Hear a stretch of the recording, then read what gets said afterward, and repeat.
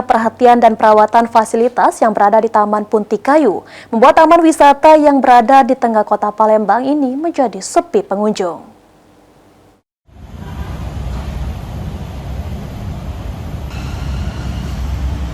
Taman wisata alam Puntikayu yang terletak di tengah kota Palembang kini tampak sepi pengunjung, padahal kawasan hutan pinus ini dulunya menjadi salah satu destinasi favorit masyarakat untuk berlibur bersama keluarga.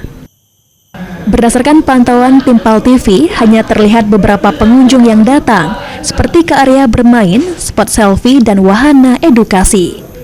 Manajer Puntikayu, Raden Aska, mengatakan, beberapa faktor diduga menjadi penyebab turunnya minat masyarakat untuk berkunjung ke Puntikayu.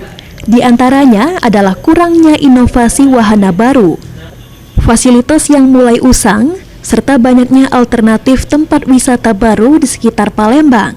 Untuk itu, Puntikayu sedang menyiapkan sejumlah program perbaikan dan pengembangan yang akan meningkatkan serta memberi daya tarik pengunjung kembali.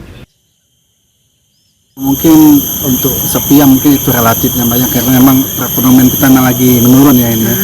Daya tariknya memang kita menghilangkan stigma atau mindset masyarakat Kota Palembang kalau Puntikayu ini bukan satwa sebetulnya, bukan kebun binatang gitu. Tapi tetap ada satwa liar seperti monyet atau kira-kira panjang tuh ada tetap di Puntikayu ini.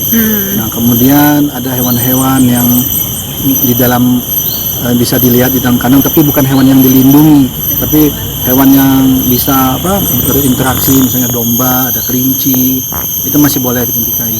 Nah, hal-hal tersebut yang kita menghilangkan kesan kebun binatang itu kita mengadakan tadi kerjasama dengan pihak-pihak lain.